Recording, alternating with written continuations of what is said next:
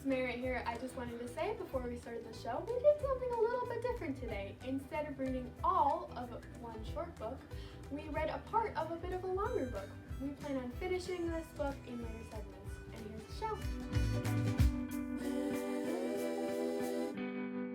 So what did you say your favorite color again was, Tia?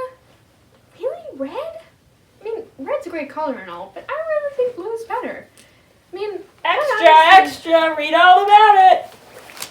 Oh, thank you. Interesting. Let's see what the next page said.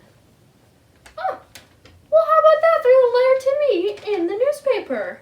Dear Merritt, our names are Jackson and Cooper, and we would like you to read us a story. Well, guys, I would love to read you guys a story.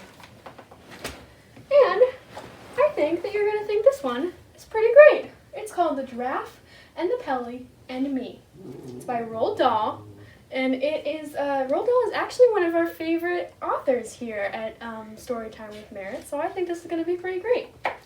Introducing Billy, which is the main character of the story, and he's a little boy. The giraffe, the Pelly, what kind of animal is he, guys? What do you think? I bet we're going to find out.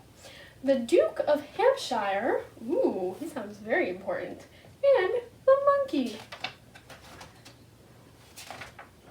Oh my, that's a very tall house. Have you guys ever seen a taller house than that? That's pretty crazy. Not far from where I live, there is a queer old empty wooden house standing all by itself on the side of the road. I long to explore inside it, but the door is always locked, and when I peer through a window, all I can see is darkness and dust. I know the ground floor used once to be a shop because I can still read the faded lettering across the front which says The Grubber. My mother has told me that in our part of the country in the olden days a grubber was another name for a sweet shop. And now every time I look at it, I think to myself what a lovely old sweet shop it must have been. On the shop window itself, somebody had painted in white the words For Sale. One morning, I noticed that For Sale had been scraped off in the shop window, and in its place, somebody had painted Sold. So I guess someone bought the sweet shop. I stood there staring at the new writing, wishing like mad that it had been me who had bought it, because then I would have been able to make it into a grubber all over again. I have always longed and longed to own a sweet shop, the sweet shop of my dreams. Would be loaded from top to bottom with sherbet suckers and caramel fudge and Russian toffee and sugar snorters and butter gumballs and thousands of other glorious things like that. That sounds like a pretty great sweet shop to me, guys. What do you think? Oh boy, what I couldn't have done with that old grubber shop if it had been mine. On my next visit to the grubber, I was standing across the road gazing at the wonderful old building when suddenly an enormous bathtub came sailing out through one of the second floor windows and crashed right on to the middle of the road. I wonder what's happening. Why would someone throw a bathtub out the window?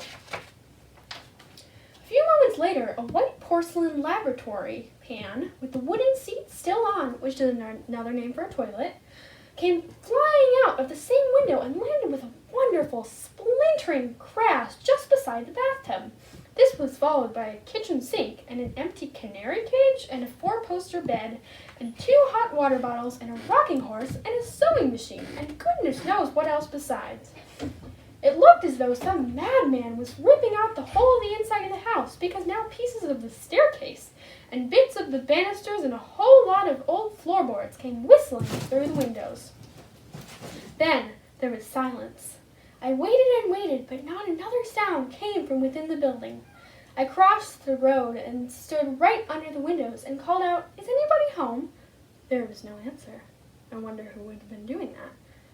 In the end, it began to get dark, so I had to turn away and start walking home. But you can bet your life nothing was going to stop me from hurrying back there again tomorrow morning to see what the next surprise was going to be. When I got back to the grubber house the next morning, the first thing I noticed was the new door. The dirty old brown door had been taken out, and in its place somebody had fitted a brand new red one. This new door was fantastic. It was twice as high as the other one. It had been and looked ridiculous. That does look pretty ridiculous to me. That is a gigantic door. That's like the door the size of 2 whole stories. I couldn't begin to imagine who would want a tremendous tall door like that in his house unless it was a giant. As well as this, someone had scraped away the sold notice on the shop window, and now there was a whole lot of different writing all over the glass. I stood there reading it and trying to figure out what on earth it meant. Well, let's read it. It says, "The Ladderless Window Cleaning Company. Get your window clean without a lot of dirty ladders leaning against your house." That's interesting. I tried to catch some sign or sound of movement inside the house, but there was none until, all of a sudden, out of the corner of my eye, I noticed that one of the windows on the top floor was slowly beginning to open outwards. Look, it's a giraffe. It's a giraffe opening a window. Then a head appeared at the open window. I stared at the head. The head stared back at me with big, round, dark eyes. Suddenly, a second window was flung wide open, and of all the crazy things, a gigantic white bird hopped out and perched on the windowsill. That's crazy! I knew what this one was because of its amazing beak, which was shaped like a huge orange-colored basin. The pelican looked down at me and sang out, "Oh, how I wished for a big fat fish. I'm as hungry as I ever could be. A dish of fish is my only wish. How far are we from the sea?" "We are a long way from the sea," I called back to him, "but there's a fishmonger," which is a person who sells fish, "in the village not far away." "A fish what?" "A fishmonger." "Now what on earth would that be?" asked the pelican. "I have heard of fish pie, and a fish cake, and a fish finger, but I have never heard of a fishmonger. Are you sure these mongers are good to eat?" This question baffled me a bit, so I said, "Who's your friend in the next window?" "She is the giraffe," the pelican answered. "Is she not wonderful? Her legs are on the ground floor, and her head is looking out the top of the window. That must be why they needed such a big door, so the giraffe could fit in." As if all of this wasn't enough, the window on the top of the first floor was now flung wide open, and out popped a monkey. The monkey stood on the windowsill and did a jiggly little dance. He was so skinny, he seemed to be made only out of furry bits of wire. But he danced wonderfully well, and I clapped and cheered and did a little dance myself in return. "We are the window cleaners," sang out the monkey. "We will polish your glass till it's shining like brass and it sparkles like the sun in the sea. We are quick and polite, we will come day or night, the giraffe, the Pelly and Me. We're a fabulous crew, we know just what to do. We will never stop to work, to drink tea. All your windows will glow when we give them a go, the giraffe and the Pelly and Me. We use water and soap, plus some kindness and hope, but we never use ladders, not we. Who needs ladders at all, when you're 30 feet tall, not giraffe and not Pelly and not me." I stood there enthralled. Then I heard the giraffe saying to the pelican in the next window, "Pelly, my dear, be so good as to fly down and bring us that small person up here to talk to us." At once, the pelican spread his huge white wings and flew down on the road beside me. "Hop in," he said, opening his enormous beak. I stared at the great orange beak and backed away. Looks like Billy is pretty scared to get in that pelican's beak.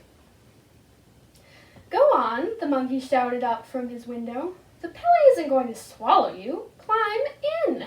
I said to the pelican, "I'll only get in if you promise not to shut your beak once I'm inside."